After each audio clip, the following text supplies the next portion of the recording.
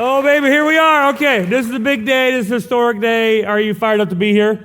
I'm fired up to be here. Now listen, we got to make sure we do this right, and so nobody shout out or speak up, or you will be shot on sight. With a taser, we don't condone violence here. We just enforce the rules here, because don't tempt Seth. That's right. So, but just by a show of hands, just for fun, I know some of you may think you know, or you know whatever, but how many here don't know for sure because no one's told them? How many here generally are needing to know like what we're going to do? Like you generally don't know. Oh, see, I love our church. I love our church. How many of you here had someone else tell you and spoil it for you? Raise your hand. Okay, give us a name. Give us a name. We'll take care of them. Oh, your wife did? Oh, okay. Forsman. Oh, man. Take that Grace Kid shirt off. Membership, gone. Okay. I mean, you can stay, bro, but she's got to go. Find a new church. I'm kidding. Actually, I know she knows, so she didn't cheat. You're okay. So, super fun to get here. It's been fun to watch online, like all the chatter, like, I missed Thursday night. We'll buy information with donuts and coffee. And then people are like, sorry, sweetheart, we pinky promised with the pastor not to. But I think about it for brisket. All these fun little chatter online. So it's been like Christmas. Like what's going to happen? So super fun to unpack this morning for you. It is truly a historic day, and it's bigger than launching the church. People are like, how could it be bigger than when you launched church? I'm like, because when we launched the church, there was like 5 families. It wasn't that big. We're going to do this. Okay, cool. When's pancakes again? I mean, it just wasn't that big a deal. Like, there's just a lot more on the table now, a lot more at stake. So we're super excited. Glad you're here. If you're joining us online, super grateful for you. I got screen grabs of like an iPhone on a dashboard in a car driving through Texas. We got folks watching in from Georgia and Alabama and Texas and Nashville and California and Idaho and Oregon and Canada and other parts of the country, all leaning in going, what's it going to be? Do I need to move to Wenatchee? Yes. You need to move to Wenatchee because we are putting out the call, amen? Homesteaders want it, amen? We're going to build the family capital of the world. Here we go. So let's do this. A little fun here on the internet, although I don't have a screen. So, okay. So this screen is dead, Keith, so that'll be fun. So Keith is having a heart attack back there. I'll just do this. Here's the big reveal. There it is. What could it be? A little help from the interwebs here this week. Some godly speculation going on. The first speculation was GCC is adopting a cat as its official mascot. That person has since been removed from our socials. No kidding. That person was on a roll. Other suggestions, GCC has purchased a huge plastic Christmas tree for the new courtyard. That person's body's been buried so far away from society they'll never find him. Third option, Grace City Church is announcing a new Stronger Men Nation IPA. Don't you love our church? I mean, you gotta love our church. I mean, they're like, it could be.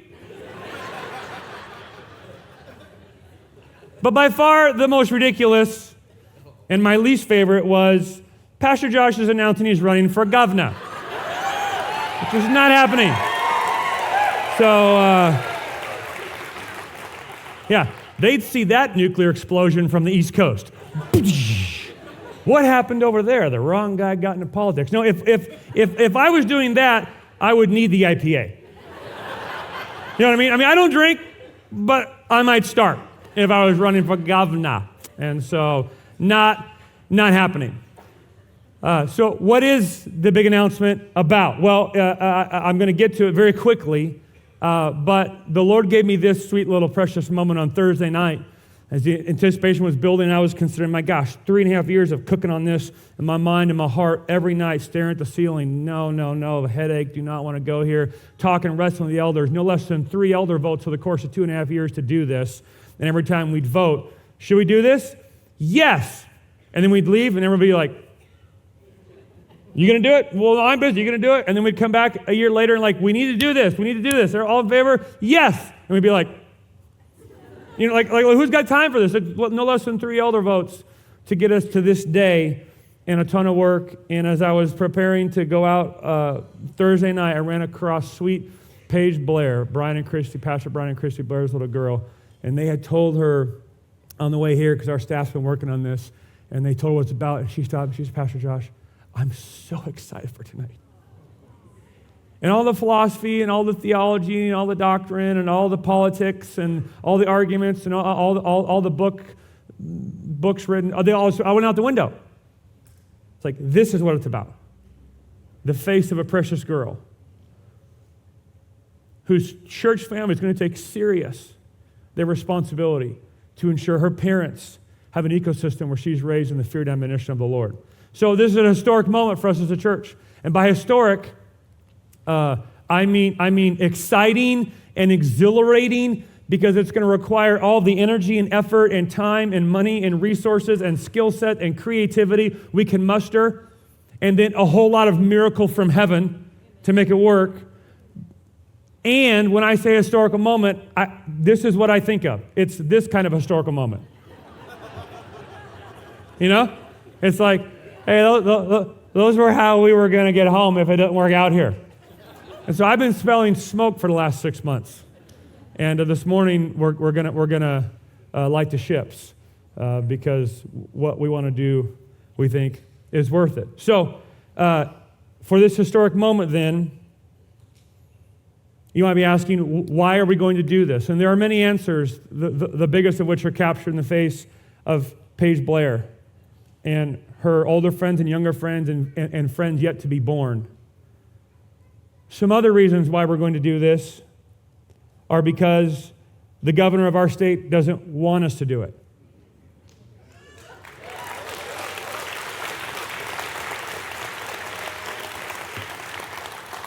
Because the Attorney General of the state doesn't want us to do it. Because the state superintendent doesn't want us to do it. Because parenting is a holy calling. Because God has given us a clear mandate. Because children are our most precious gift. Because Western civilization, and I'll make this argument in my lectures, Western civilization is hanging by a thread in the balance. Because many of you have grandkids who are here. Because I'm going to have grandkids who will be here soon. Okay? None of my kids are taking notes. I'll discipline them after service.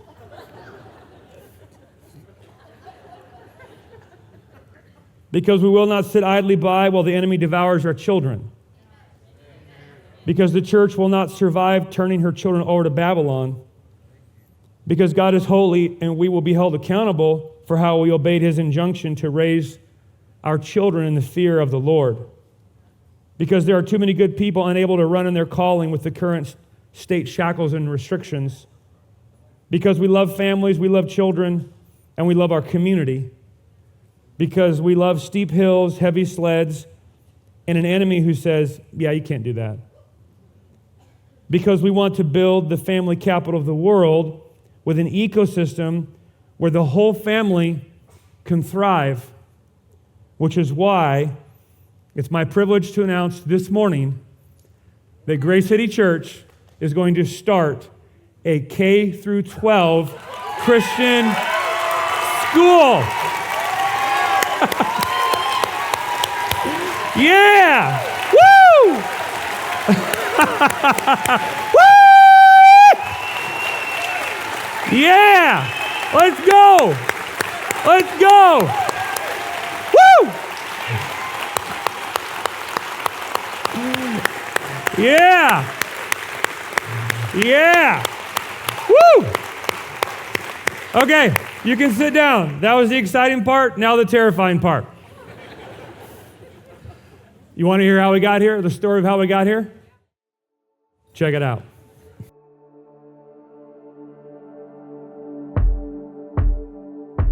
If I was to identify the things I'm most passionate about, it would come down to two things, the church and the family. And the family's most explicit, overt need in these days is to solve the education challenge, then we need to do something. Watching the overt antagonism of the public government school system against the family and against parents, it became a problem to try to solve pastorally not something I just came to theologically. But for me, it came down to this singular question: who owns the children? And we know theologically that God owns the children because he made the children. And it's the parents' primary responsibility to educate and disciple those children in the fear and admonition of the Lord. To not try to start a Christian school would be, for me personally, a dereliction of my pastoral duties. At that point, it became really uncomfortable because I didn't want to, I didn't know how, and I intuitively sensed it would be the hardest thing we'd ever done. So I said, well, let's go visit some schools. We were so encouraged and so impressed, but it was also simultaneously discouraging. The largest, oldest Christian school in the state. They're on the beautiful 25-acre campus. They own it outright. They own the property. They own the buildings. They barely scrape by financially. And then we left that school, and there was a $115 million brand new building that the government had just funded and built with our tax dollars. It's not David and Goliath, it's Goliath and the gnat. We had dinner with one of our ESAP members that night, and they said, how'd it go? And I said, it's impossible. And the mom looked at me and she said, I get that you're discouraged, but you can't not do this. We're grandparents now. Our kids don't have the frame to homeschool, nor the time, nor the energy, because we don't live in a single income world anymore. They both have to work to survive, and they need a place that can be an ally for them in shaping the minds and hearts of their children to fulfill their mandate to raise their children in the fear and admonition of the Lord. So I get that you're discouraged, I get that you're tired, but you're gonna figure out a way to do it. And we're in heart and soul. And I woke up the next morning in the vision of a school.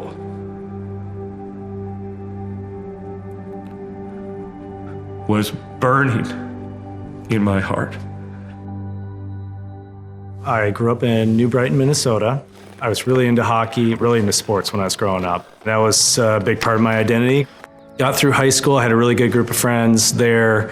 One of the guys was a strong believer. That was really the first time that I had been exposed to like the authentic gospel. Worked really hard to get an opportunity to play Division I hockey. Through that period of my life, early 20s, young adulthood, was not walking with the Lord. Got an opportunity to get Division I coaching experience while getting my master's degree. And then that led to my first full-time coaching job, which was with the Wenatchee Wild. I met my wife, she's from East Wenatchee. Started going to Grace City Church when the church opened up on the campus. We just caught on fire for the Lord. That just solidified our faith, and we were like, well, we need to publicly profess our faith, be baptized, and just be all in from here out.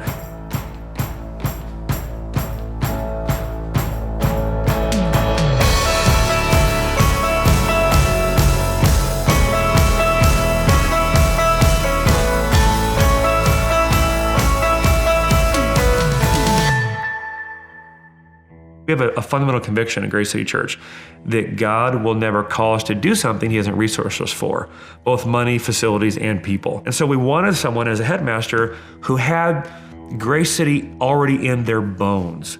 We're driving home from Spokane.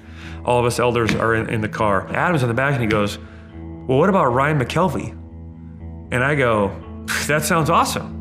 Who's Ryan McKelvey? And he starts going down the list, like, had a spiritual awakening at Grace City, a courageous leader of his family. This guy's amazing. Like, let's talk to him tomorrow. Where does he live? And Ken goes, well, I think he's in Colorado.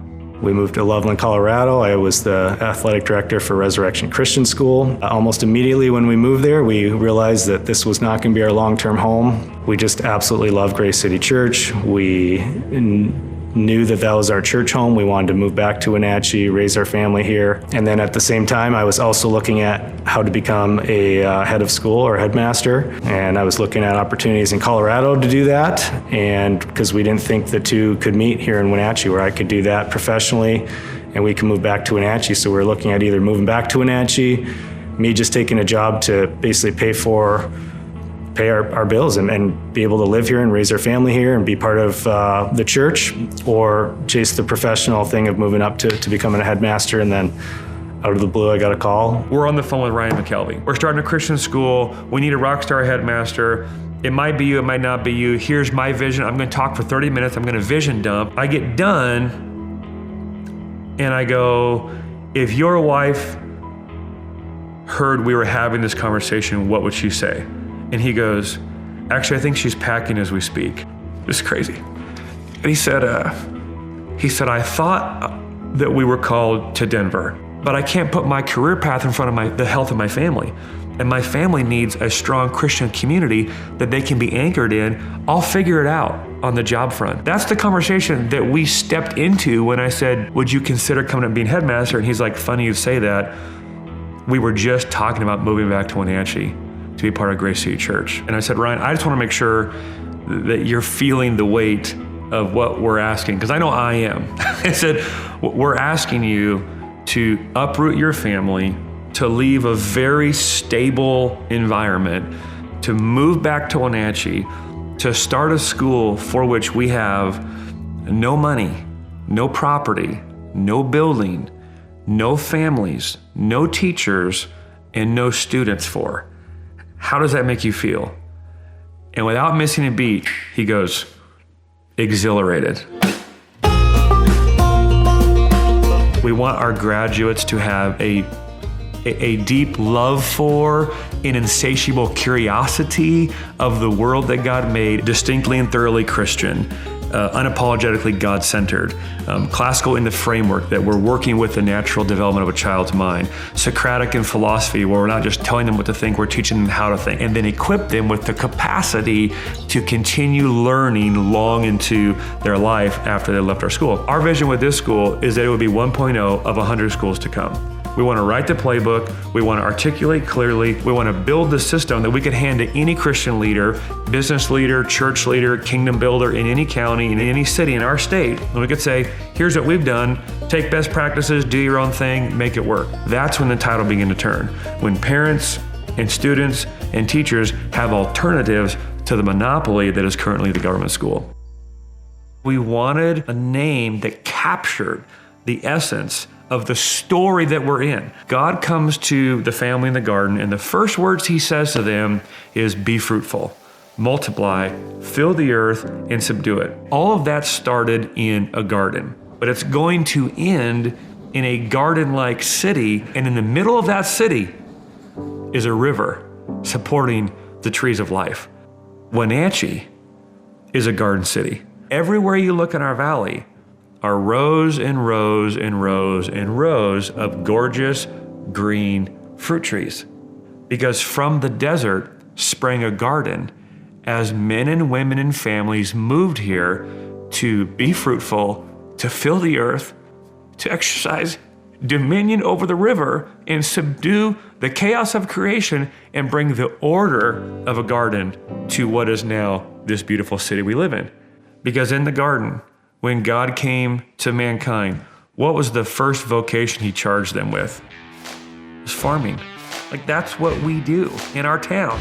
We work hard, we're industrious, we take dry, barren, rocky ground and we clean it and we till the soil and we plant seed and we harness the river and we build irrigation ditches and we water the ground and we grow food that feeds the world. And this name captured it. Garden City Academy Farmers.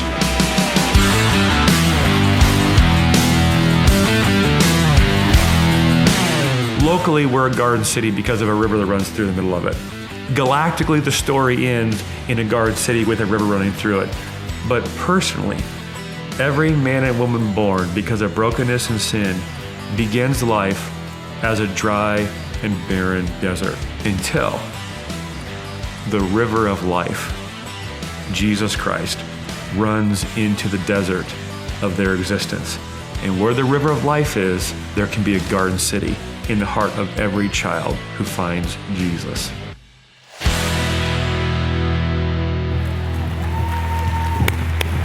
Here we go. Here we go. You fired up? You fired up? Garden City Academy right there. Farmers! Farmers! We're the farmers! And some sheriffs. Stand up over there, Sheriff. There's your pastor of Grace Kids. Your Huckleberry and mine, Logan Heine. So, here's what I want to do. I want to take the next few minutes and begin explaining to you the vision of Garden City Academy, what it is, where we're going to go, how we're going to start, how we're going to build it. There's a lot more to get into than I can do this morning. The framework, the philosophy, the model, the timing, the team, and all the work that's got into this 3-year journey to get to this day. All that is coming. We'll be explaining more in the Sundays to come. And I'm going to do a 3-week lecture series taken from about an 80,000-word book that I've been working on. Pastor Kyle is working on a book as well that we'll make available to our church family and whoever else would want it. I'm sure, my mom will buy it and 3 other people. But we're gonna give it to you to show we've been thinking about this, working on it. And so those lecture series, 3 in October, 3 Mondays, the second, third, and fourth Monday of October. You can sign up right now on Lifetrack University on our website or our app. We think it's going to fill up. We want to fill this room. We're inviting all sorts of folks from all around the valley to attend. Had incredible conversations with local leaders. Had a conversation with a new headmaster of our academy a couple weeks ago. Incredible dude from New Jersey, full on Italian. Got his dad's meatball recipe he's going to give me. He's a good dude. Love that guy. He's going to be here because we're partnering together. We're going to grow an awareness of and a love for and an ability to participate in distinctly Christian education across our valley and beyond, which gets me excited about partnering with like-minded people in our community to do that. Amen? We're very, very excited. So you look forward to the lecture series. We're just going to iceberg hop this morning as quick as I can to share a few of the things to give you a flavor of where we're going. This is how it's connected to be fruitful. We've talked about the imagery of be fruitful as a tree. We're going to get into the roots that a life-giving tree must have in the weeks to come, but for now we're talking about the branches. Last week we talked about the 4 sermon series over the next 2 years, of We Strong Marriage, Arrows for Kids, Image for Gender and Sexuality, and then the Divine Spark for Work and Vocation. Today we're adding the branch of Garden City Academy. That's the 5th major initiative we want to launch in this time, accelerating the launch of it with our radical, sacrificial, joy-filled, proportionate giving to the Church of Jesus Christ. And you can see there's lots of branches there. Not going to get into all of those. We'll unpack those in the days and weeks to come. But what I want to do at this juncture is articulate a bit of the dream. And this is a document that was written back in March to kind of capture in the essence of what we were thinking and feeling as a leadership team, as we got our minds and hearts around this. As I've mentioned in the last 2 services, 3 elder votes to get to this day. And I mentioned earlier, we kept voting, yes, we should, but how? Yes, we should, but how? Yes, we should, but how? And when I get a chance to unpack just the story in picture form, like I'll do hopefully later, you'll see God was moving pieces on the board and bringing men and pastoral hires to our staff so that we could rearrange our team to free up men and women to launch this endeavor. But I want to articulate, I've timed this, it's 9.5 minutes, unless you interrupt me a lot with clapping and cheering, which is totally cool. We'll just make this a straight up State of the Union address where I get 2 sentences and then the room cheers, except the whole room, not just half the room. If half the room cheers, this half's we're in trouble. So, but I'll read through here and I because I want you to hear that there's articulated, thoughtful, intelligent, rooted thought that has gone into this endeavor. Garden City Academy will be, I'll say this too, we don't think we're the first ones to figure this out either. So just to hear that, in many ways, I feel behind the 8 ball and behind the game. Many of you are this is nice. Welcome to the party, Josh. I'm I'm coming. I'm here. My bad. Where do I shoot? So I get it. We're behind. But we're here now. Here we go. Garden City Academy will be an innovative school, disrupting accepted norms of modern day education and thought by returning to the time-tested paths that produce the greatest thinkers, writers, scientists, generals, presidents, preachers, businessmen, and leaders of Western civilization. We envision a school built on the gospel of Jesus Christ with the objective of integrating the Bible into all aspects of the educational experience. We envision a school that functions as a leadership training center, launching waves of resilient disciples on a downhill charge against the gates of hell. And here's what I mean by that. We visited many schools and talked to many wonderful people. One particular headmaster I was speaking with asked him, what's your retention rate of students? And he said, what do you mean? I said, well, if students that graduate continue following Jesus in meaningful endeavors for the glory of God in the world they live in. And he was like, I got no idea. We don't track that. And I was like, oh, Well, you charge $32,000 a year for first graders, so I'm assuming that means something. What do you think your retention rate is? He says, probably, I don't know, the same as every other school. I thought, what? What are we doing? What are we doing if we're not shooting for?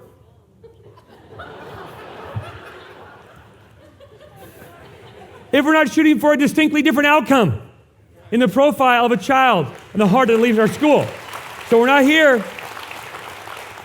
to play school. We're here to change lives.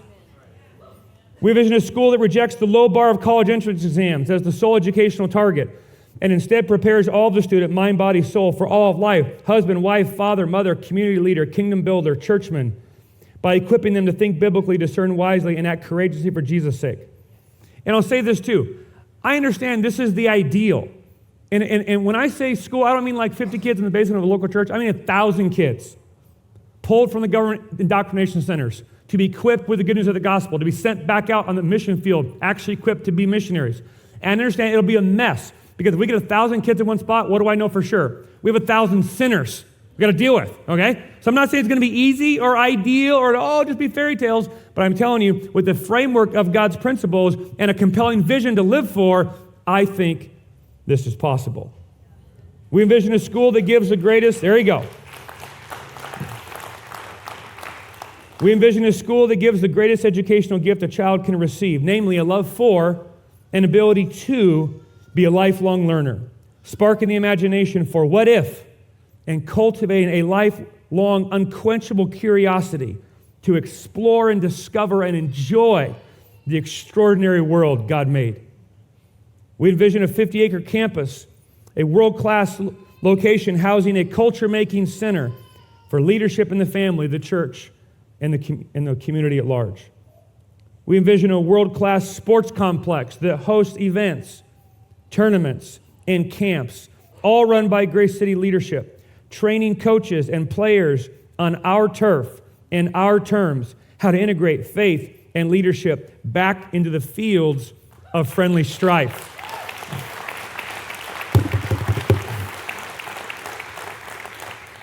We envision starting Farmers Sports League, a youth athletic program for young children and families that emphasizes character formation, leadership development, and noble sportsmanship, all in the service of life preparation. We intend to reclaim the fields of friendly strife by wielding hard work, sweat, discipline, and a competitive environment run by our coaches that partners with parents to forge resilient children, all done with reasonable schedules that protects family time by not requiring long hours and expensive travel. We envision hosting coaching clinics where coaches from all over the region come to be trained in the farmer way, a transformational and holistic coaching approach that shifts the focus from merely winning on the field to using the field as a means to prepare athletes to win in all of life. We envision world-class athletic summer camps where our farmers coaching staff host athletes from all over the region to use the fun and grueling fields of friendly strife to instruct athletes in personal discipline, goal setting, team mentality, culture-making sportsmanship, where every athlete leaves our camps with life skills and a well-crafted life vision statement for how they will make a difference with their days off the field. We will use the sport to help kids think about purpose and meaning beyond the sport. We will use the game to help them prepare for life, and after that, eternity. We envision a performing arts center that hosts theatrical plays, musical performances, and community events celebrating the beauty of God and the arts, building leaders from students, one creative character at a time, as one lady in our church likes to say.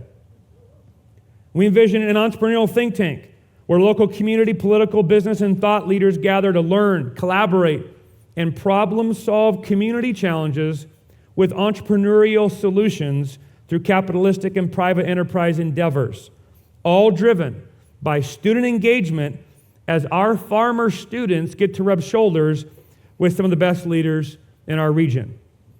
We envision a business center that partners with local leaders on campus to integrate business and trades with internships and residencies, training students in entrepreneurial principles and giving our farmer students broad exposure to multiple industries. The Business Center on campus, Lord willing, will help students start and run their own businesses undergirded by principles of generosity and stewardship, and help plug students into local businesses as willing and able workers ready to show up on time and work hard.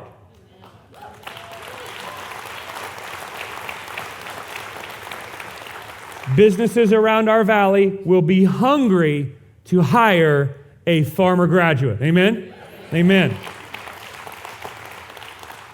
We envision building a one-of-a-kind, self-sustaining funding model that invites participation on every level: parent, child, grandparent, teacher, church, businesses, and communities. We believe through leveraging the power of passionate community, sacrificial giving, and leaning into a compelling, if not terrifying, vision, we can break the chokehold bonds of the government school monopoly and set children and families free by giving our region more educational options.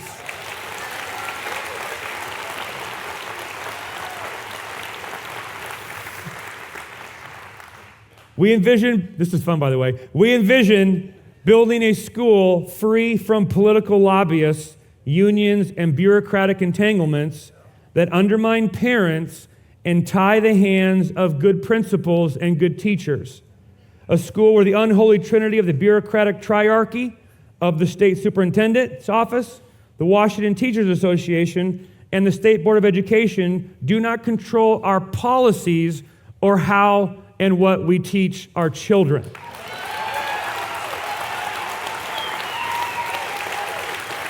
Yeah. Let's go. Come on. Woo!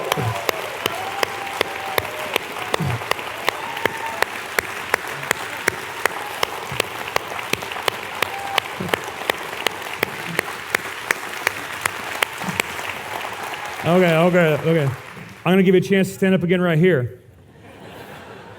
Can we just pause and give a word of thanks and honor to the maybe dozens in our church family and hundreds in this valley of God-fearing, Jesus-loving teachers, coaches, and admins who've been working in a hell environment to do the best they can to take Jesus to the hard places. Can we thank them right now? Can we honor them? Come on. Yeah. Woo! That's right. Amen. Amen. Yeah. We envision a school where we are free to recruit the very best and brightest teachers, leaders, and coaches from all walks of life and current professional endeavors to bring their life experience to bear on shaping the next generation with their real life skills acquired through real life experience. Our school, a school that exists for the sole purpose of allying with parents to forge adults out of children, not a school that simply exists to protect the adults in the system. We envision a training ground for boys to become stronger men and girls to become noble women as God's design for gender is taught, encouraged, modeled, and celebrated.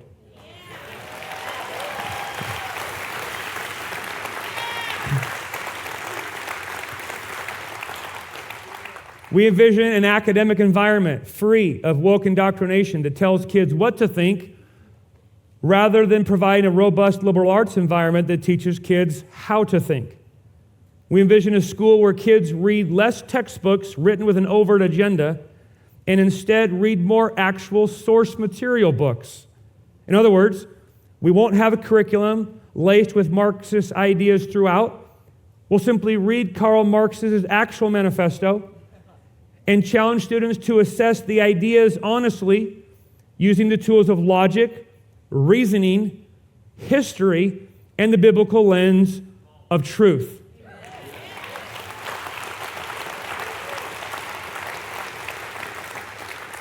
We envision a school that rejects the dangerous lie that education is neutral. Precisely because education must deal in the realm of truth. And truth must land on a worldview. And for us, that worldview starts and ends with, in the beginning, God. Which is why we believe you can't understand a single subject without taking into account the God who made all the subjects. That math, science, history, calculus, literature, and language are inherently religious subjects because none of them matter or work unless Jesus is in the heavenlies, holding all things together by the word of his power. Which is why the biblical worldview will be fully integrated and woven into every subject of our school, so that graduates of Garden City Academy will not leave with the false idea that you can study all of those subjects apart from God and think you've actually learned them. We envision a school where every board member, administrator, advisor, counselor, teacher, and coach embraces the goodness and the beauty and the truth of the Christian life and is seen as a model of Christian character and virtue. The truth and vitality of Christianity will not simply be heard, but seen. Not simply taught, but also embodied. We envision a school culture where children are consciously and unconsciously absorbing a Christian worldview at every turn, so that it creates a sort of God-centered gravity that their little soul becomes tethered to and orbits around the rest of their life. We envision an educational ecosystem that supports the nuclear family rather than works against it. This conviction will be embodied at every level, all the way down to an educational philosophy that believes parents are primarily responsible for their children's education, that parents are the final authority in children's lives, and that evenings and weekends are largely for families, not homework.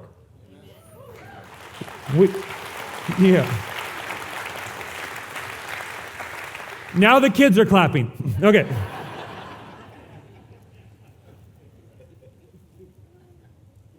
We envision a school that works with the individual student to provide personalized learning experiences, allowing the students to advance at an accelerated pace should their ambitions and abilities so desire, not lowering the bar for everyone to the lowest common denominator.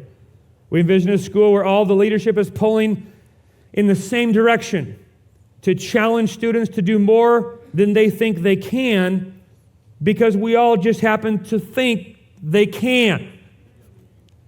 We envision a school that backs up parents, not acts as a surrogate for parents.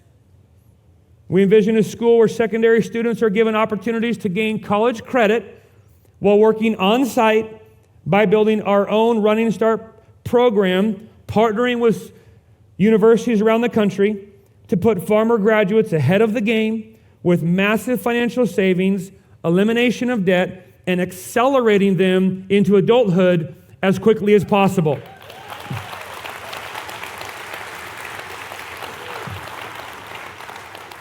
We envision a school free of petty busy work that insults children's intelligence, clutters home life, and generates a disdain for learning.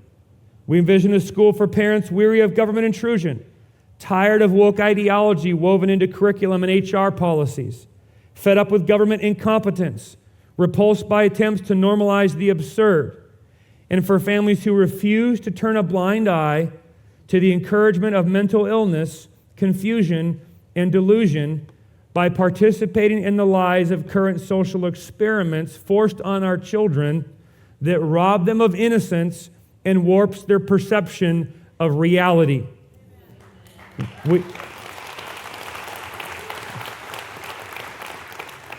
We envision a school that does not force parents to co-parent with an administrative state. We envision an educational environment that integrates multiple learning and teaching styles for the most comprehensive learning environment possible, that acknowledges the different frameworks of children made in the image of God, And we envision building such a compelling model of beauty, education, learning, and life that many from all over will be inspired and travel here to learn more from our leaders how to do the same in their hometown. We want to inspire a revolutionary sea change in our generation about how the church thinks about educating the children of this state. We want to spark the imagination for what could be when it comes to doing education a different way, a better way, a distinctly free and Christian way.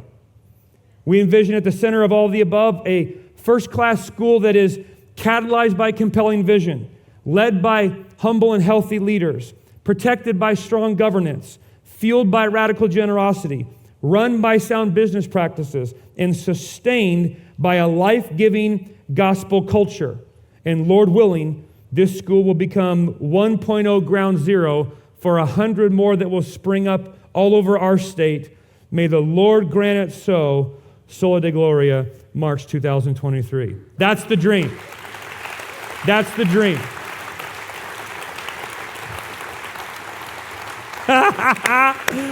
That exciting? Can we do that? Can we do that? Wow.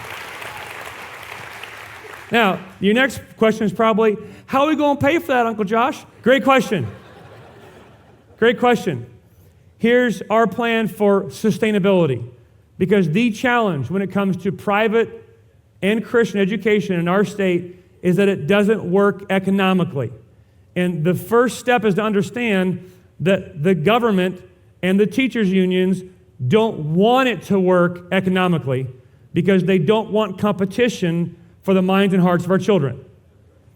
There are known legislative practices that are beginning to spring up nationwide that would free the family and create instant competition for more families to have more choices for their unique children that would fit their unique circumstances that could easily be done.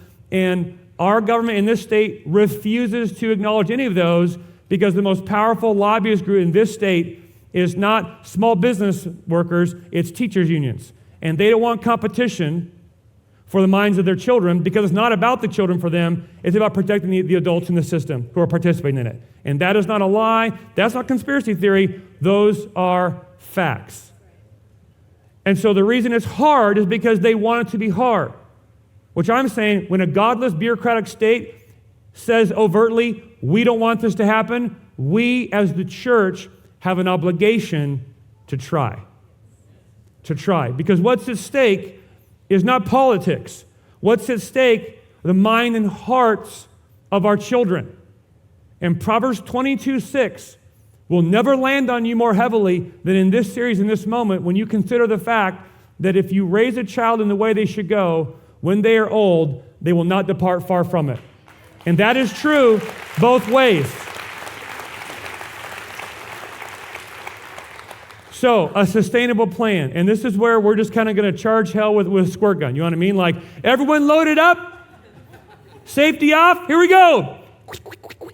like that's the moment we're in right now, okay? So we're either like the Elon Musk of educational dissension and reform and disruption, or we're going to crash in a fiery ball of like a train wreck, dumpster fire, ba-boom, and they'll talk about it for ages, right? It's like there's no middle ground here. And so we're just like, well, we're trying it. But friends, here's the point I'll make in days to come. We're not taking a risk. We're following in obedience. Amen. That's what this is. This isn't about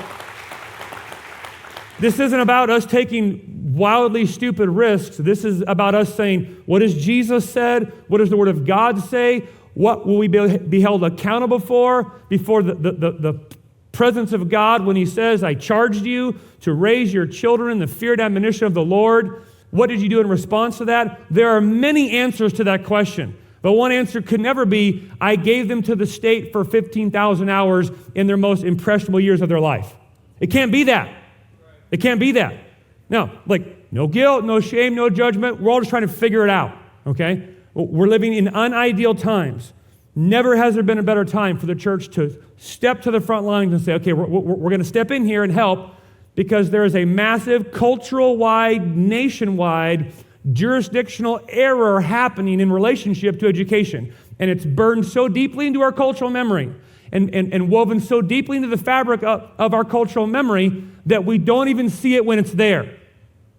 And so that's what we're going to press into. And like, who owns the kids? How has God designed it to work? Which jurisdictions has He charged with shaping the minds and hearts of our kids? We got to work with that, even if it's not as convenient as sending them to the free opportunity down the street that we're all funding without our permission, by the way.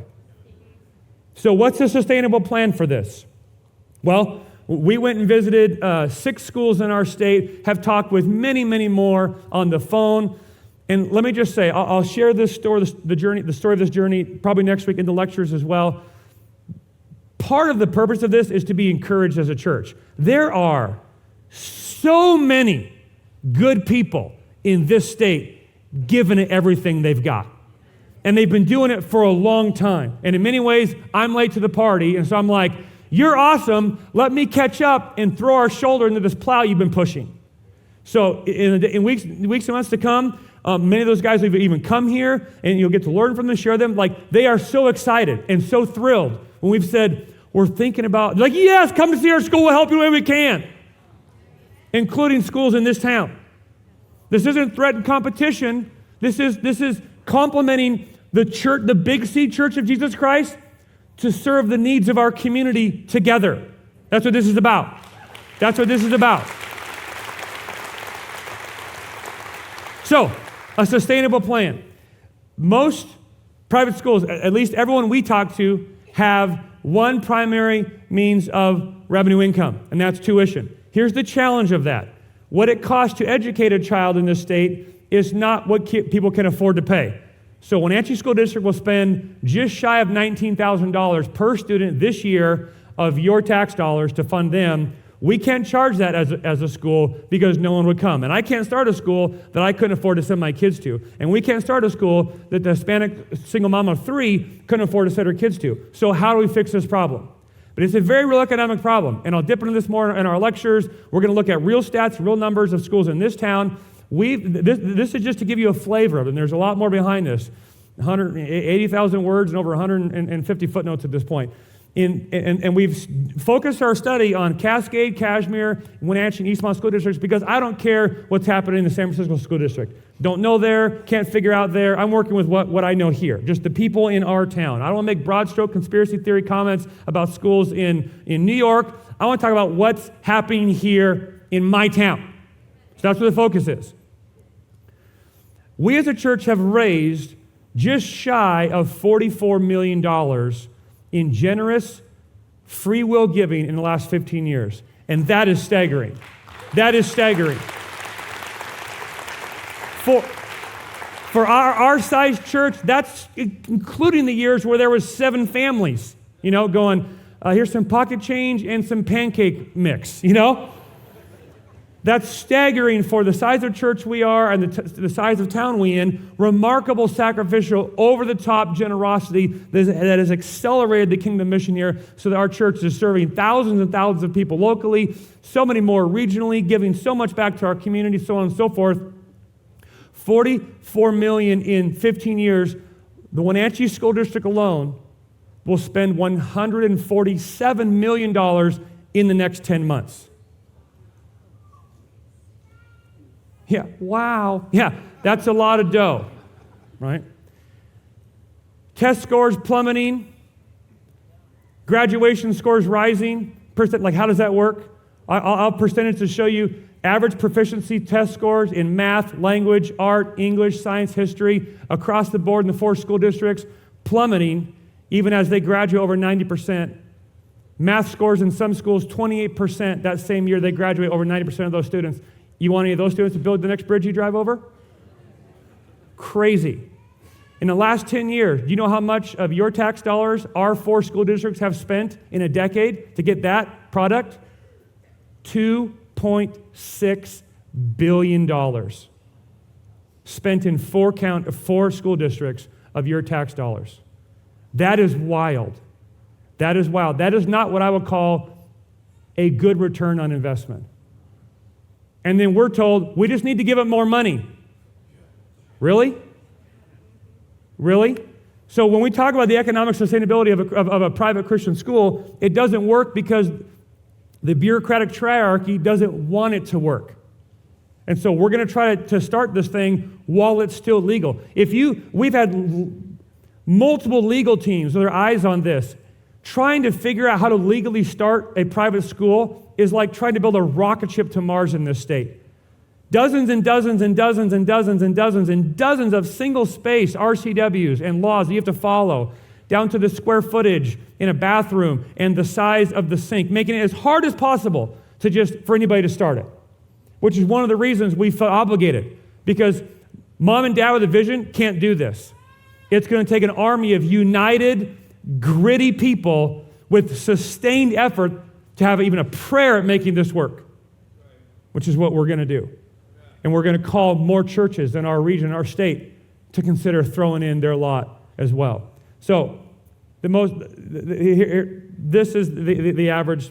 Some schools, they throw in a fundraiser at the end of the year. They throw in a Hail Mary car wash. Those don't move the needle.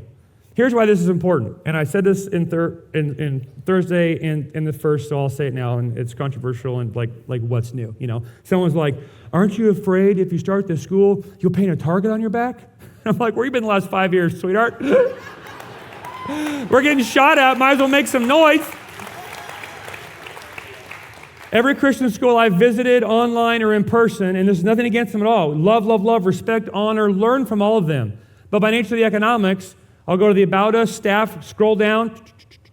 You know what the first thing I do look at a Christian school? You can think this is weird. This is how I think. I count the number of female teachers to male teachers. 32 female teachers, 2 male teachers. My kid's not going there. You're like, how sexist? No. I love women. I married one. Pro women. This is awesome. Love women. But I can't send my 16-year-old son to a highly feminized culture to learn from a bunch of women. I need him to be around dudes. Women are awesome. We need women. Nurture, love, the whole thing. Here's the deal. God didn't charge women with educating our children. He said, fathers, raise your children in the fear and admonition of the Lord. Which means we got to figure out a way to have more dudes involved in the educational process. But the economic problem comes in here. The school's out of money. We can't charge what we need to pay, and so we got to lower what we pay our teachers.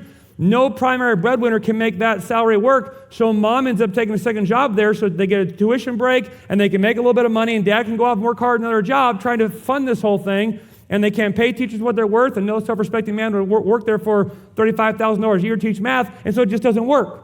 Now, that's not a criticism. That's a reality of good people sacrificing hard things to just try to make something happen in a very unideal and antagonistic environment. So are you hearing me when I say that?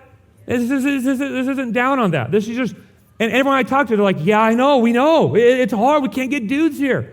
And so there's these incredible moms like we'll lean in. So what can we do to fix that? Well, here's our Garden City Sustainable Economic Plan. It might not work. So I could be totally full of hot air right now. I reserve the right to recant this later. Okay, here we go. First tuition stream, tuition. You got to pay, okay? It's pay to play. So you got to pay your property taxes. You got to work through the moral dilemma of what you're funding, which, if you think about it, is very difficult. And then you got to figure out how to make this work. It should be sacrificial for all involved. Teachers are going to make sacrifices. Coaches, administrators are going to make sacrifices. I'm dual purposing my entire staff, so they're now been working 2 jobs for the last several months to pull this thing off. Everyone's making sacrifices, so should the parents. It shouldn't be just this free education, because then what happens is, if education is a constitutional right, which our state has made it, which is a huge flaw and huge error, if it's a constitutional right and it's free, then everyone shows up entitled. And that is not a way to start any educational morning.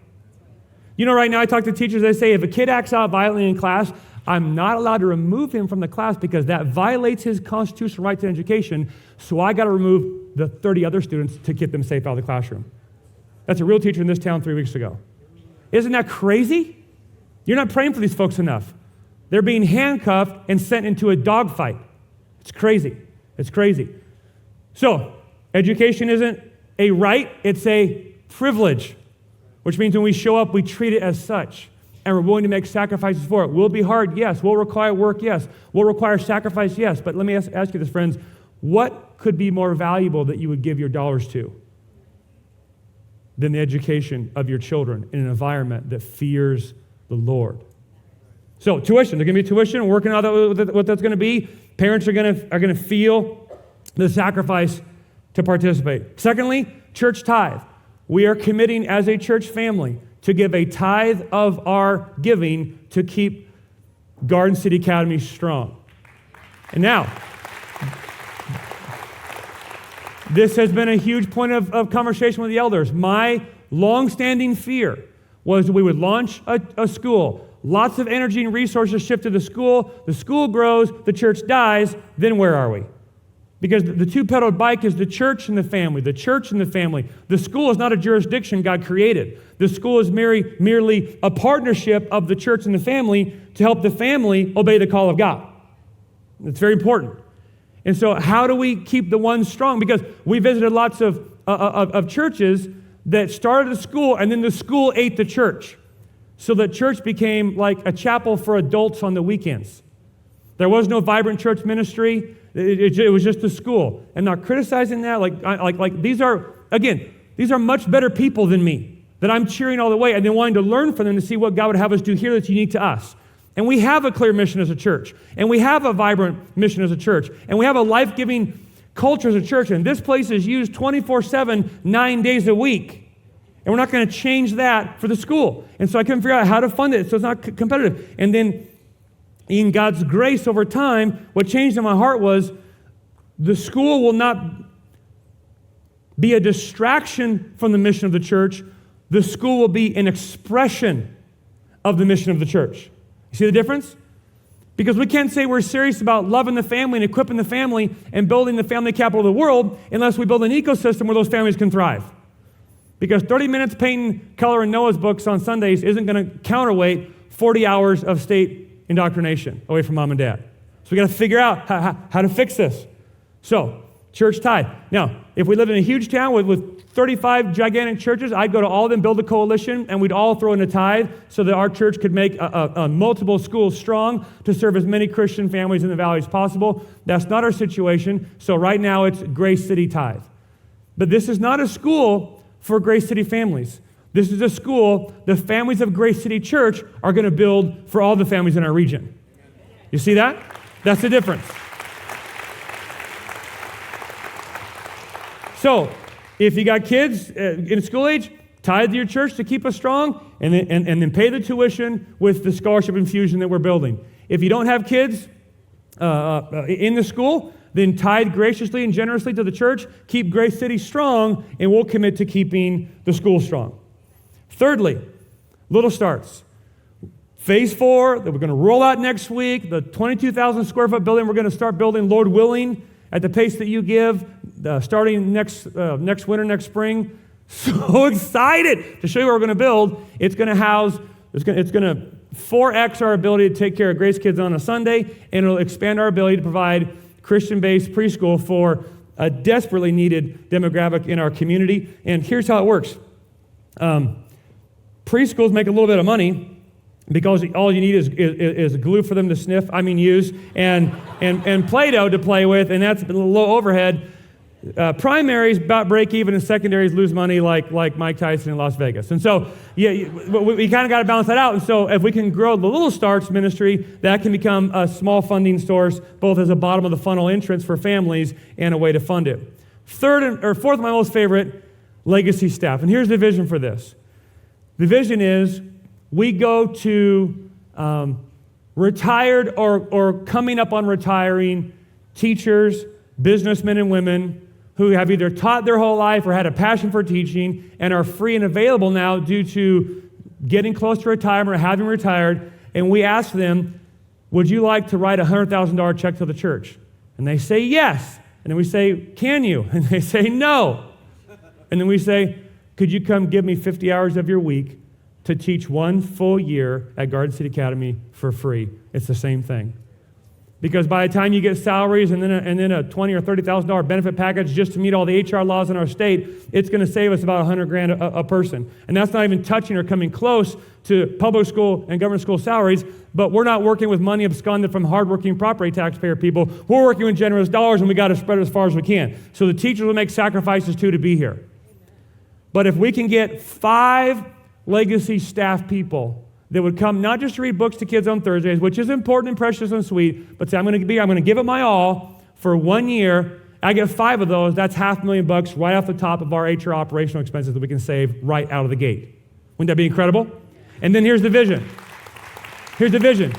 You spread this word, you share this story, and graduating class number 1, 2025, before we start the services, I say thanks everybody for coming. I'd like to point out Joe Blow and Jenny Blow and all the other Blows up here on up on the stage, and they have taught for free for 1 year. These are world-class, top of their game teachers and instructors in our valley, reputation-wide, and they came here to leverage the pension of the state to start the work of a Christian school, which is cool. And they volunteered their time and their energy and their effort and their resources when all of their other peers are moving to Arizona and punching out, they stepped back into the game and came back out on the field to love your kids and invest in your kids when they were never more effective in their field. They stepped into this work and invested in your kids, and they collectively saved us $500,000, which is the only reason you or I could even afford to be here. So before we start this graduating class,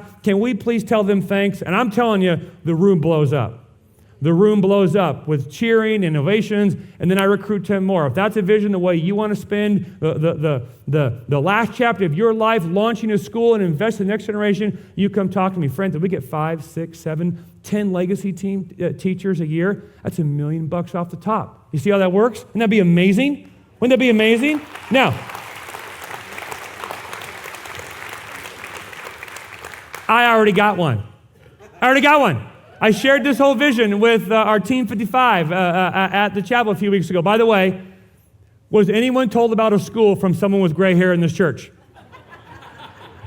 They did good. I talked to a son whose parents there. I said, hey, your parents talked to you about the night? He's like, no.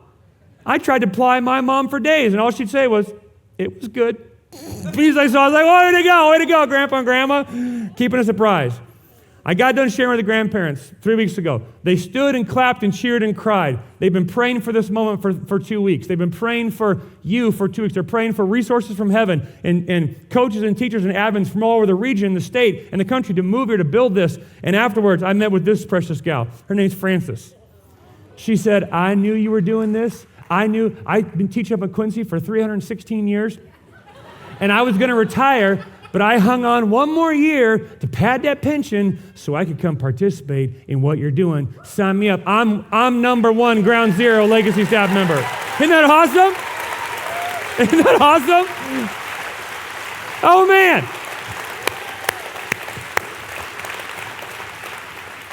Who wouldn't want that rock star teaching your kid? You know what I'm talking about? Talking to another man who's going to be here, blow your socks off, and he said, 30-some odd years, I have never felt more alive in my life than to think about spending the last chapter in a place that supports my values, where I can be free. Think about the tragedy of forcing teachers to forego their First Amendment rights and to teach the next generation of Americans. That's a tragedy. I'm exhilarated that I can invest the last chapter of my life free from the shackles of being a Christian and invest myself into them as a man of the faith, teaching the subject that I love. I'm telling you, there's some energy here, and it's exciting, and these people got some juice. Dear sweet, another precious story, got done. People are clapping, cheering. Oh, man, we're praying. This is awesome. Woo, go, go, go. If you rally that group, you could charge the gates of hell, and Satan's trembling. And I don't know if General Black is here with his wife, Mary, but he's on the front row, and he's mildly qualified. He taught physics at West Point. Until he got tired of the curriculum, so he wrote his own. Okay, so it's like, send us your resume. We'll consider you. His wife is a rock star, and I come down, and she says, son, she says, I want a sink in my art class. I said, I'll get you 2. I'll get you 2. She said, My only concern is I'll be 79 when the school starts, so I'm asking the Lord to give me energy to give you one good year. That's heart. That's heart. 79 years old saying, God, give me energy to help build this school. I love that. Woo! Local business partners. The dream is simple.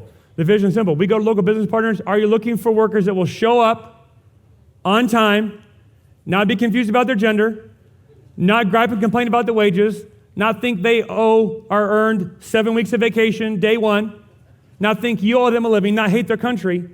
They'll work hard for you, they'll be honest, and they'll show up on time the next day as well. Would you like that? And they would say, yeah, we got one over here. She's like, I'm in. Then you should invest in Garden City Academy because that's the kind of students we're going to produce. And so we see building a partnership with the remarkable men and women running small businesses across this town where they can come and they can share their skill sets and their industry and their experiences with our students to give our students experiences about what it's like out in the real world by people who are actually doing it. And then we build residencies and internships and partnerships with those businesses so as they're investing with a tax-deductible gift to lower their taxable income, simultaneously building the resource pool of employment they can draw from the years to come. It's a win-win to all involved. Amen? We want to build that in the days to come. We want to do an online school where we can offer what we're doing with the same curriculum, leadership, and vision to kids and families that are too far from here to come here physically.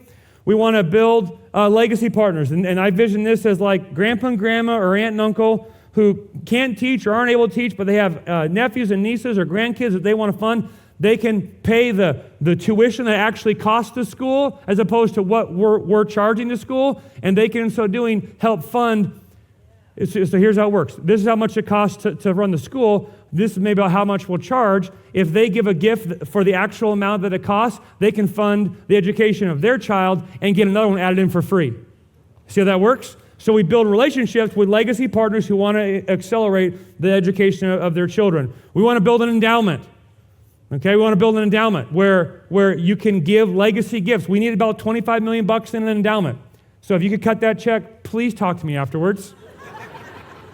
Feel free to interrupt the conversation I'm in, okay? We're gonna build this endowment as a means to keep the revenue streams growing so we can grow a CapEx budget. We can grow property and buildings and this kind of thing. Endowments are typically reserved for colleges because college is often seen as the more important educational system. Here's the lie we've been buying. Christian parents think that they've been losing their kids in college. And I'm saying you lost your kid in third grade. Not in college. What the winds of college did was reveal that the root system didn't go deep. It was the job of the third and fourth and fifth and sixth grade years to get those roots deep so that when the stiff winds of wacky college world comes, those roots hold. So what college is revealing is not a strong root system that couldn't hold, but rather a root system that never grew. And so we want to begin building an endowment for legacy kind of gifts that can not only fund this work, but as many schools as we could help plant across the state in conjunction with our church planting strategy that I'll show you in a moment. Because we got to have both. We need more schools and more churches, and then more churches and more schools, not just one or the other. We want to add a thrift store. I don't know, just a wild idea. I mean, people got junk and people like to buy junk. Why not make money on it? I mean, you know, not my thing, but we may have the tuition of 300 kids sitting in the junk in our garages as we speak. Let's get that stuff out and into the market, right? Some person wants to buy it. We want to go after grants. There's not a lot out there, but there are. If you're good at that and have the skill set for that, come find me and go get them, brother. We're praying for you. And lastly, a sports complex, a world-class sports complex holding sporting events and tournaments and coaching clinics and summer camps where we can use the property, both the Performing Arts Center for theater that is desperately needed in this town, to a gym and facilities that's desperately needed in this town, so we can build something that we can share with the community, even as we're building something to share with the community as well. So that's the ecosystem. There's more there, but that's what we want to try to do, and this will all have to fire to even make it possible for us to grow this school. Wanted to share that with you, which is where Be Fruitful comes in. Here's the motto, and I'll be quick. Number one, Garden City Academy will have a brick and mortar school. So this is a 5-day-a-week in-person school. The dream now is to campus it across underutilized churches across the valley, Leavenworth, Kashmir, Wenatchee East, Wenatchee, and then one day centralize a secondary on a world-class campus so that we can both strengthen local churches and build a campus as efficiently as possible. That will be a 5-day-a-week school, 4 days academic, 5-day is our homestead or farmer fieldcraft day. And that's where we take all the skill sets that our parents have in this church and we bring them to bear for the students to have fun on Friday, learn how to bake pies and shoot guns and change oil and change tires and change brakes and frame walls. We're going to make home economics great again. Isn't that awesome? It's exciting. The second leg is a homeschool co-op. The vision here is there are many different expressions of how to obey the injunction of the Lord to raise your kids in the fear and admonition of God, and we want to make as many ways for that as possible to happen. So this would be a 2-day-a-week scenario where the tuition is obviously substantially lower because we're not having full-time teachers there. It's run by moms and dads 2 days a week. The curriculum is aligned, the vision and mission is aligned, and then the benefit is the homeschool co-op can take advantage of all the resources that the brick and mortar is building as far as theater, art, sports, and so on. So we're trying to make as many ways as possible for Christians to have opportunities to school their children in the best way they see fit that works for their family and their children. There'll be opportunities for families to take opportunities of both. Like we got a couple of kids we want to homeschool in the co-op because that works for them, and a couple of kids we want to put into the academy because that works better for them. Okay, great, fine. Well, the point is you got to figure out what works best for you. As many options as possible is our goal. And then thirdly is the online option. This will take a few years to build up, but we're already building a team for that. Whether it's in town or around the region, folks can zoom in and do the online thing if it works for the flexibility they need for the schedule of their work and their family and so on. So the 3-legged school, a brick and mortar 5-day, a 2-day homeschool co-op, and an online school, all under the same banner, the same vision, the same mission, the same curriculum, the same structure called Garden City Academy. That's the model we're shooting for. Now here's the secret sauce. Number one, head. We want to address thinking students with a liberal, I'm calling it liberty arts because if I called it liberal arts, you'd freak out. Liberty arts, Christian curriculum, classical structure, meaning we want to teach them how to think. I mentioned this earlier. They don't just read textbooks laced with opinions. They read actual source material. C.S. Lewis said, "You school slaves, you educate free men." Beware of the slippery slope of a vocational education. Very important, nothing wrong with it, but it's for a certain time. If you start them early down a vocational track, you're teaching them how to do one thing, not how to think about everything. Schools emphasize vocational tracks. Are schools preparing slaves to turn widgets for a tyrant? Education that teaches the child how to think so they can go into any endeavor, any profession, knowing how to thrive and succeed in that endeavor, that's an education. We want to address the head. The heart, we want to weave the stronger man and noblewoman culture into everything that we do in this school. A great example of this, at the co-op that we've been kicking off the ground here. Walked into class on last week, and one of our tutors said, walked in, there were 6 boys sitting in the chairs, 4 girls sitting in chairs, and 3 girls standing. He walked in, he said, if I walk in this classroom again, and there are boys sitting in chairs and girls standing because there are no chairs left, the boys will learn math by counting how many times they can run around the school during one math period. Isn't that awesome? Yeah, that's good. That's my kind of math class. I came home the other day, and Levi was at the table. He had his Bible open, and he was listening to a sermon. I said, "What are you doing?" He's like, my math homework. I'm listening to a sermon on biblical stewardship. That's what I'm talking about. We want to address the head and the heart, and then the hands. This is where our homesteading and farmer fieldcraft comes in on Fridays. Every wild and fun and crazy thing you can think of, we want to bring to bear by bringing the talents and gifts and knowledge of the parents to the table to teach and instruct the kids in super fun, scheduled out exercises from defense to fixing tractors and everything in between. Going to be super fun. And then lastly, feet. We want to equip our students to run into adulthood as quickly as possible. We're going to do that by taking Vector Academy, and we're going to pull it into the Garden City Academy experience, call it Vector Institute, so that it can serve both simultaneously as a gap year for those who've graduated in other places and the capstone experience that our Garden City farmers will work towards in their education environment. It's going to be incredible. In that environment, we'll have qualified, accredited professors teaching college-level classes, so Lord willing, in partnerships with colleges around the state and in the country, our farmer graduates can graduate with almost 2 years of college education, accredited education under their belt to save them money and debt and accelerate them into the workplace as adults through the Running Start program we build inside our school. That's awesome. That's awesome. The name. Here's what's important about the name. When I say garden, I hear creator, creation, man, dominion. Women, men in the image of God, marriage, one man, one woman, children as a gift, work as a gift, the fall, the curse, the world we live in today. That name carries with it all the tenets that explains my worldview, and then city is where we're going. We've been called to farm the garden and turn it into that beautiful garden city. So in Garden City, I get Genesis and Revelation. In Garden City Farmers, I get everything in between. Because between the garden and the city, God said, be fruitful and farm the earth. Which means as men and women, we're called to farm our soul, farm our families, farm our households, farm our churches, farm our community by bringing to bear the good news of Jesus Christ and working it into the soil of the culture so that what grows is fruit for God's glory, not thistles to celebrate the darkness of the king of this world. So when I say Garden City Academy, it's a mouthful in my heart and explains the worldview that we want to impart to our children. The mascot is simple. I started with Patriot. It didn't fit our area. Fun story how I came to Farmers. I can't find a single football team or call. You try naming a mascot. It is not easy.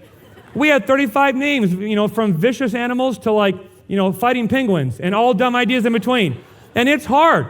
And when I say Patriots, you think of who? Bill Belichick, Tom Brady, do your job. That's not the program we're going for here. And so, yes, my nose itches, I'm sorry. And so we're like, what to do? God gave us the name Farmers. Isn't that cool? There's our logo. And just to say this, wow, I am terribly over time. We got to stop. Just to say this for the ladies who are like, where's the lady farmer? Here's the deal, chicas. We tried getting a lady farmer logo. No bueno. Either way too portly or way too hot. Either way, it wasn't going to work on a t-shirt. We could not find that Rosy Rivet or Happy Balance. We're like, yeah, forget it. Lady Farmers, we'll just call them that, okay? It's got to be the dude in the stash and the hat and the muscles and the plaid shirt. Like, there it is. Farmers, that's us. Sorry. Here's the logos. Bam. Bam. Bam. Bam. I had a wheat farmer come and go, tractor, way too small. Go with a bigger tractor. Copy that, farmer. Bam. That's cool. That's awesome. That's amazing. Top Gun. That's killer. Here's the swag. Polo shirts for the teachers. Men's track and field. Women's track and field. Let's go soccer. Oh, modest jerseys. What a thought. Home jerseys for the baseball team. Don't you want one of those?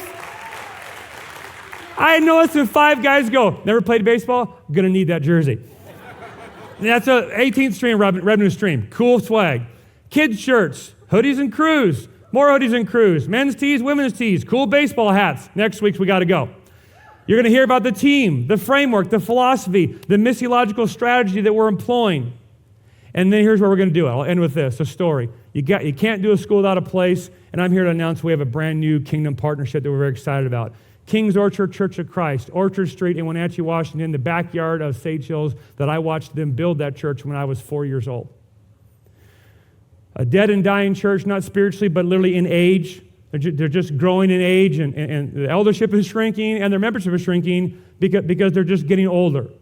We've been there with a co-op and went and said, hey, could we buy your building, rent, lease? What's your dream for this place? And with passion in their heart, the dream of this place was to build a church that could house a school, and we never had the juice or leadership to get there. But we would love for you to do that here, but could we stay as a church? What do you mean? We don't think that God's done with this valley, and we want to see more people meet Jesus like you do. Do you think there's need from our church? I'm like, yeah, let's go. They said, we're talking to a guy that might move out here. Would you coach him? Would you help him? Would you help us grow as a church? I said, here's the deal. What if we do this? What if we pay you to lease your building to start this school, and then you use what we pay you to lease the school to fund the replanting of this church? And then we'll bring hundreds of families through your church a week that you can talk with, love on, they can see what you're doing there. And in 5 years, let's get you to 250. Seeing more people meet, love, and follow Jesus, not just rearranging old sheep in new pens, but seeing new sheep come into the new fold of the new shepherd so that we can both start a school and replant a church. What do you think? And they said, we're in. Isn't that awesome? Isn't that awesome? I mean, let's go. And so Wednesday, after 3 years of dialogue and then 6 months of wrangling, Wednesday of this week, we signed a 5-year lease with this precious new kingdom partner to plant a school and replant a gospel church in our town. And that's how the kingdom of God grows. Amen? Very, very exciting. So, I'll end with this, my why. I've got a list of reasons. I'll skip over it now because we're over time. And we need to pray for the Grace Kids workers because Adam just keeps going long in his announcements. So I'll work with him this week on that.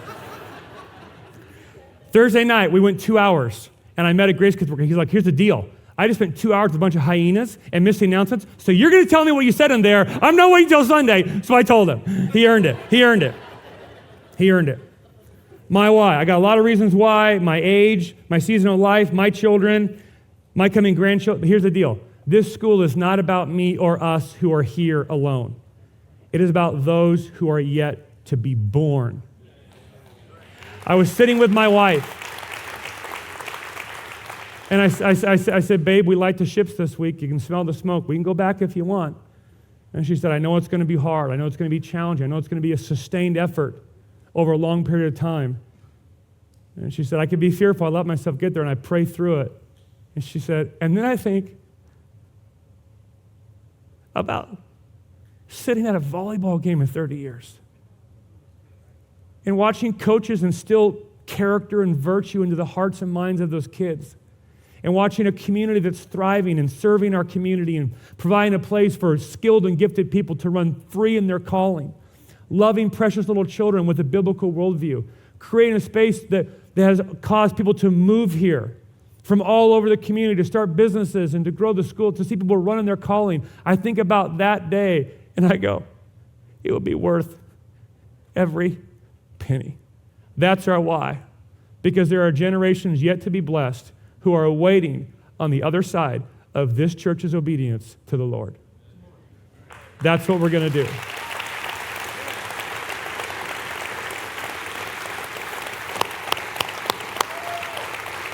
You fired up for that? Can you do that? Come on, let's go. Let's go. Let's go.